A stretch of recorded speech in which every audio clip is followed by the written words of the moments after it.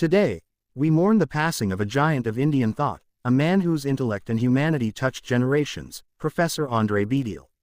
At the age of 91, he left us in Delhi, leaving behind a legacy that will resonate far beyond the walls of academia.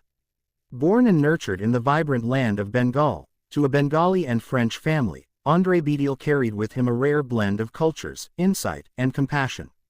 His upbringing infused him with a deep sensitivity to society, inequality, and human dignity, qualities that would define his life's work. After completing his MA from Calcutta University, he moved to Delhi, a city that became his home and the stage for his extraordinary academic journey. For decades, he shaped minds at the Delhi School of Economics, leaving an indelible mark on students who had the privilege to learn from him.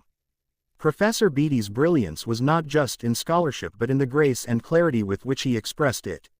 Every lecture, every discussion, every interaction with him was a lesson in thoughtfulness, precision, and moral integrity. He did not merely teach sociology, he exemplified it through a life lived with empathy and conviction. He served as Professor Emeritus of Sociology at the University of Delhi, yet his influence reached far beyond titles or positions. He was a guiding star for students and colleagues alike, someone whose intellect was matched only by his humility and warmth.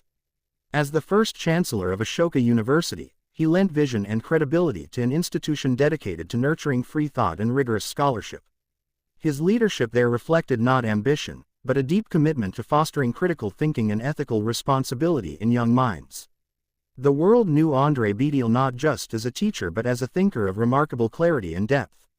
His works, including Caste, Class and Power, Society and Politics in India, and the idea of natural inequality, continue to illuminate the complexities of Indian society, bridging the gap between theory and lived experience. He also shared his insights through essays written for the wider public, in collections like Chronicles of Our Time and Ideology and Social Science, proving that profound ideas could reach hearts and minds beyond academic journals. His words had the rare ability to challenge, inspire, and comfort all at once. Colleagues and admirers remember not just his intellect, but his warmth, his humor, and the quiet dignity with which he approached life. Historian Ramachandra Guha called him a moral and intellectual anchor, a sentiment echoed by countless others whose lives he touched. Economist Kaushik Basu described him as a towering figure, both intellectually and morally, with a fantastic sense of humor. Jairam Ramesh, the Congress MP, spoke of the delight of conversing with him and the profound lessons he imparted, lessons that went far beyond textbooks. For those who studied under him, André Beteille was more than a professor, he was an experience. Special lectures he delivered at the Delhi School of Economics were treasured occasions, moments when clarity met depth, and complexity became comprehensible without losing its nuance.